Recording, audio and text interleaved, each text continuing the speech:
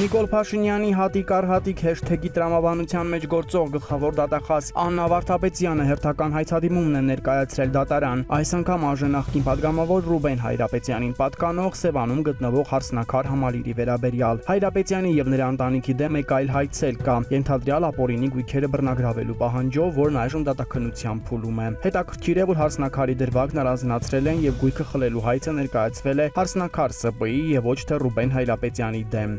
2.5 ամիս առաջ, երբ Աննա Վարդապետյանը կառավարության իստում հայտարարեց, թե ուսումնասիրության արդյունքում պարզել են, որ Սևան ազգային պարկ ՊՕԱԿ-ի եւ մի իրավաբանական անձի միջև 2002 թվականի դեկտեմբերի 2-ին կնքվել է 2.8 հեկտար հողամասի վարձակալության պայմանագիր եւ դատախազությունն առաջարկում է այդ պայմանագիրը լուծել ու հողամասի վրա արկա գույքերն օտարել Սևան ազգային պարկ ՊՕԱԿ-ին։ Խոսքը հենց հարսնաքարի տարածքի մասին էր։ Իսկ թե ինչպես են հողի անօրինական օտարման հիմքով թանկարժեք գույքը բիզնեսը սեփականատիրոջից խլում, դա երևի միայն Վարդապետյանին է հայտնի։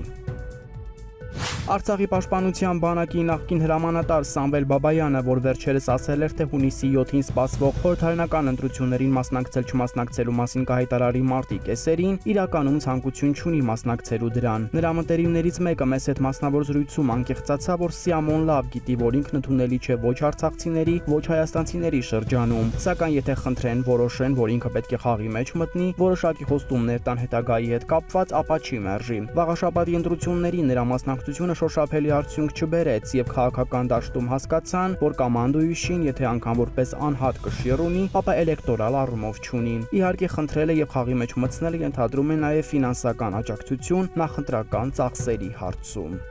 Անցած կիրակի Սևան քաղաքի Սրբոց հրեշտակապետած եկեղեցում Փաշինյանի մասնակցության պատարագից հետո, որի ընթացքում չէր զեղչվել ամենահայոց կաթողիկոսի անունը, Փաշինյանի թիմում շփոթված են, ոչ մի կերպ չեն հասկանում, արդյոք շեֆը ձեռքերը լվացել է եկեղեցու եւ վեհափառի դեմ արշավից, թե դադար է վերցրել մեծ պատերազմից առաջ եւ չի ուզում ընտրող կորցնել։ ՔՊ-ի ներսում հակված է նրան, որ առնվազն հրադադար կկնքվի այս փուլում եւ կսպասեն խորհրդարանական ընտրությունների արդյունքներին, որից հետո եթե հունիսի 7-ին իրենք հաղթեն, հարցն ինքն իրեն կլուծվի եւ վեհափառն ինքնակամ կհեռանա։ Իսկ այս փուլում արշավը շարունակելը կարող է իրենցից ձայներ տանել, ուստի պետք է դադար առնել։ Խորհրդարանական ընտրություններից առաջ եկեղեցու դեմ արշավը միայն վնասում է իրենց վարկանիշին։